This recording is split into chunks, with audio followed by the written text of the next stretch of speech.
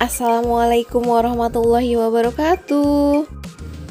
Halo, kembali lagi bersama saya Ayu Melawati. Kali ini aku akan membahas tentang soal-soal kompetensi teknis P3K Guru BK. Sebelum ke pembahasan, yuk bantu dukung channel aku dengan klik subscribe, like, dan komen agar channel aku berkembang. Terima kasih. Ya, kita langsung aja ke pembahasan soal nomor 1. Layanan yang diarahkan untuk membantu siswa dalam mengatasi masalah-masalah yang dihadapi pada saat itu dikenal dengan layanan responsif. Layanan responsif bersifat A. Afektif, B. Kuratif, C. Remedial, D. Langsung dan bebas, E. Preventif. Jadi jawabannya adalah B, yaitu bersifat kuratif. Kenapa? Karena bentuk dari layanan responsif adalah mengentaskan masalah atau menangani masalah yang sudah terjadi. Jadi harus segera diberikan penanganan agar masalahnya segera terataskan atau teratasi dengan baik, sehingga peserta didik bisa melakukan kehidupan efektif sehari-hari dengan baik kembali. Lanjut ke nomor 2, yang tidak termasuk dalam tujuan konsultasi adalah A. Memperluas layanan dari para ahli, B. Memperluas layanan pendidikan dari guru dan administrator, C. Menggerakkan organisasi yang mandiri, D. Menciptakan lingkungan yang berisi semua komponen lingkungan belajar yang baik, E. Menggerakkan layanan langsung kepada siswa. Jadi jawabannya adalah E. Menggerakkan layanan langsung kepada siswa. Kenapa? Karena layanan konsultasi itu tujuannya tidak untuk menggerakkan layanan langsung kepada siswa, tapi harus melalui orang lain atau ahli lain atau pihak lain. Jadi di pembahasannya adalah dalam bimbingan dan konseling, konsultasi memiliki tujuan antara lain sebagai berikut. 1. Memperluas layanan dari para ahli. 2. Menggerakkan organisasi yang mandiri. 3. Memperluas layanan pendidikan dari guru dan administrator. Dan 4. Menciptakan lingkungan yang berisi semua komponen lingkungan belajar yang baik. Kita lanjut lagi ke nomor 3. Strategi pemberian bantuan kepada siswa sebagai upaya pencegahan timbulnya suatu permasalahan pada siswa disebut A. Pendekatan afektif, B. Pendekatan preventif, C. Pendekatan kuratif, D. Pendekatan pengembangan, E. Pendekatan kognitif. Jadi jawabannya adalah option B, pendekatan preventif. Kenapa? Karena pencegahan itu adalah masuk ke dalam pelayanan yang berupaya untuk mencegah. Jadi preventif itu mencegah terjadinya masalah, sehingga diberikan layanan-layanan yang berguna untuk nantinya menghindari timbul masalah pada peserta didik. Seperti contohnya diberikan layanan-layanan dasar di mana konten-kontennya itu bisa membuat peserta didik itu lebih mandiri, lebih memiliki tugas perkembangan yang baik gitu. Nah, dari situ sehingga peserta didik dapat mencegah terjadi timbulnya masalah-masalah dalam diri mereka. Dari pembahasannya bahwa fungsi pencegahan atau preventif BK, fungsi BK yang menghasilkan tercegahnya atau terhindarnya peserta didik dari berbagai permasalahan yang timbul dan menghambat proses perkembangannya. Lanjut ke nomor 4. Langkah paling tepat yang harus dilakukan oleh konselor apabila pada akhirnya dia menyadari tidak dapat memberikan bantuan kepada konseli adalah A. Mengakhiri hubungan konseling dengan konseli tersebut, B. Terus melanjutkan hubungan konseling dengan konseli tersebut, C. Mempertimbangkan baik buruknya bagi konseli tersebut, D. Mengulangi proses konseling yang telah dilaksanakan, E. Membiarkan konseli dengan kondisi tersebut. Jadi jawabannya adalah A, yaitu mengakhiri hubungan konseling dengan konseli tersebut. Kenapa? Karena pada saat konseling tujuannya adalah terentaskannya masalah atau terbantunya masalah konseli. Kalau misalnya diperkirakan atau konselor tersebut menyadari bahwa tidak dapat memberikan bantuan kepada konseli, diharapkan konseling tersebut diakhiri oleh konselor karena tidak akan bermanfaat walaupun terus dilanjutkan gitu. Ataupun kalau memang ada alternatif lain, diberikan penanganan alih tangan kasus. Seperti itu ya. Jadi jawabannya adalah di option A. Lanjut ke nomor 5, teknik observasi di mana observer berada dalam situasi yang sedang diamati disebut A. Observasi sehari-hari, B. Observasi sistematis, C. Observasi non-partisipatif, D. Observasi terbatas, E. Observasi partisipatif. Jadi jawabannya adalah E. Observasi partisipatif. Kenapa? Karena si observer ini berada pada situasi yang sedang diamati. Jadi ikut turun langsung dalam observasi. Jadi berpartisipasi aktif dalam proses observasi yang dilakukannya gitu. Dilanjutkan ke nomor 6, metode pengumpulan data sangat beragam. Ada model angket, observasi langsung, dan lainnya.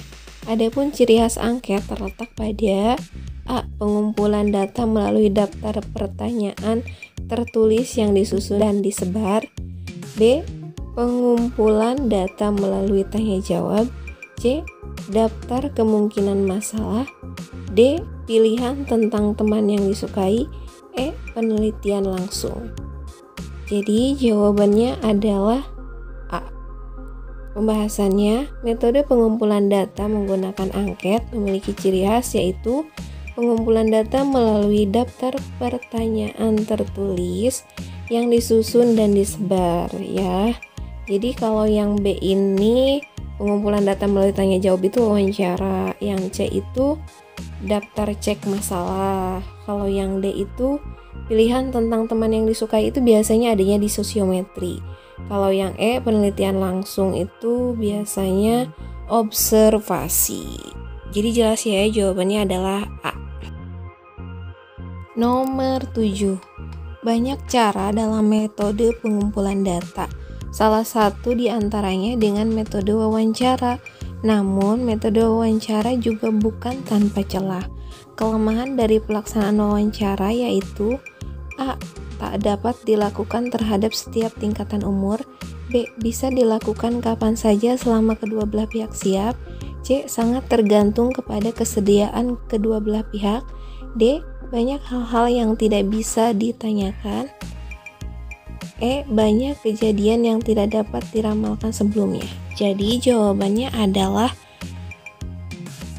C. Sangat tergantung kepada kesediaan kedua belah pihak. Kalau salah satu pihak tidak bersedia, maka tidak bisa dilaksanakan atau nanti wawancaranya akan ada kendala. Jadi jawabannya adalah option C. Nomor 8. Bapak Adrianus selalu mempersiapkan beberapa hal, diantaranya yaitu waktu, tempat, teknik, serta tindakan dan ucapan agar pelaksanaan kegiatannya dapat berjalan efektif. Kegiatan yang akan dilaksanakan Bapak Adrianus adalah A. Pembuatan angket, B. Pembuatan sosiometri, C. Observasi, D. Wawancara, E. Survei. Jawabannya adalah D. Wawancara. Kenapa? Karena di sini yang dipersiapkan itu adalah salah satunya ada yang mencerminkan dari teknik wawancara, yaitu ucapan. Sedangkan dari option yang lainnya adalah merupakan option yang tidak menggunakan percakapan.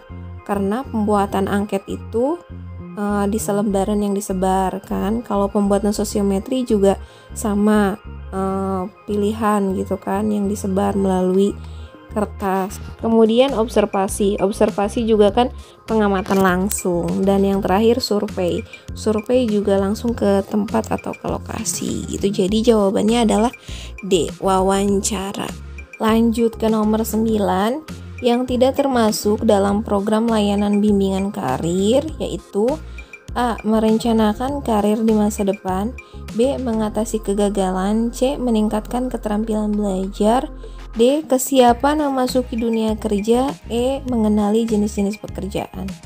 Jadi jawabannya adalah C. Meningkatkan keterampilan belajar, karena ini termasuk ke dalam layanan bimbingan belajar ya.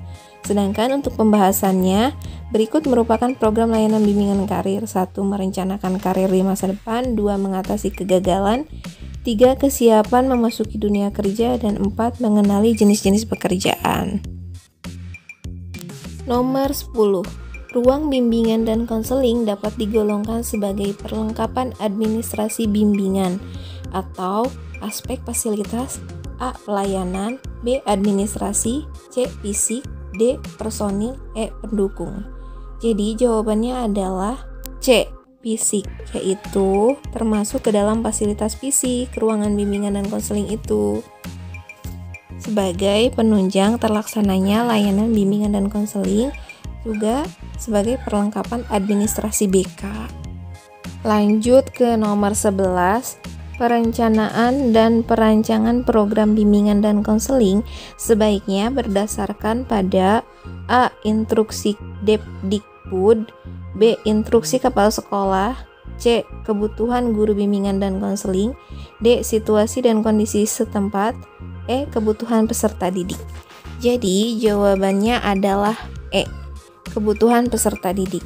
Pembahasannya, sebelum seorang guru BK memberikan suatu layanan bimbingan dan konseling, diperlukan sebuah perencanaan dan perancangan program bimbingan dan konseling. Perancangan dan perencanaan program bimbingan dan konseling berdasarkan pada kebutuhan peserta didik.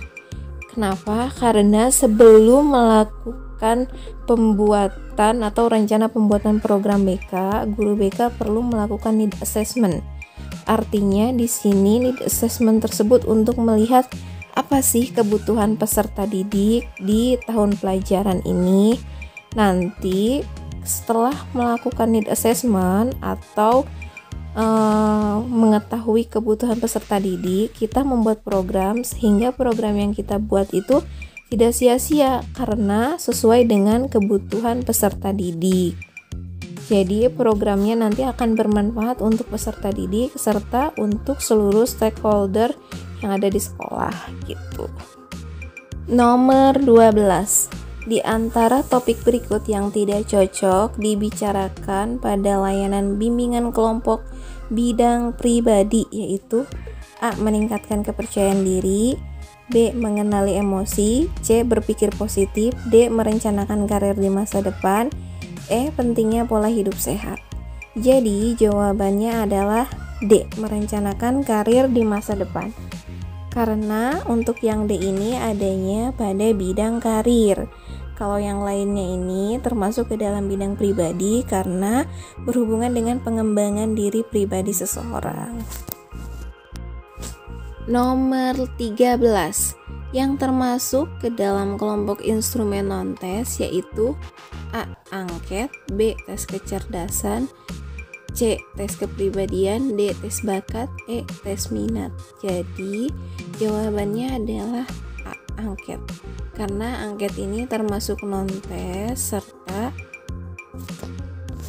kalau yang lainnya itu termasuk instrumen tes karena sudah jelas di depannya juga tertuliskan tes kecerdasan, tes kepribadian, tes bakat, dan tes minat.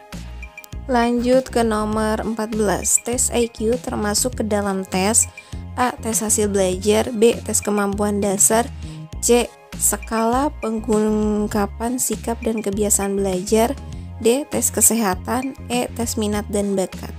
Jadi jawabannya adalah B. Tes kemampuan dasar. Kenapa? Karena IQ itu adalah hal yang menunjukkan kemampuan dasar seseorang, di mana IQ ini nantinya akan digunakan sebagai kemampuan seseorang untuk memecahkan masalah yang dihadapinya, untuk melihat bagaimana caranya memecahkan masalah dalam kehidupan sehari-hari. Jadi itu adalah kemampuan dasar untuk kecakapan hidup atau tes kemampuan dasar. Lanjut ke nomor 15. Tes bakat klerikal ialah tes untuk mengukur A. kemampuan individu dalam aspek-aspek suara, B. kemampuan menggambar, melukis, dan mematung, C. kemampuan kecepatan dan ketelitian, D. kemampuan nalar, E. kemampuan hitung. Jadi jawabannya adalah C. kemampuan kecepatan dan ketelitian. Karena tes bakat klerikal ini bukan termasuk power test, tapi ini termasuk ke dalam speed test. Artinya bukan kekuatan tesnya, tapi masuk ke dalam kecepatan tesnya. Jadi mengukur seberapa cepat kita melakukan suatu pekerjaan, atau juga diiringi dengan seberapa teliti sih kita dalam melakukan sebuah pekerjaan gitu. Jadi jawabannya udah jelas ya, C. Oke, cukup sekian pembahasan soal-soal kompetensi teknis untuk P3K Guru BK. Sampai jumpa di video berikutnya. Assalamualaikum warahmatullahi wabarakatuh. Terima kasih telah menonton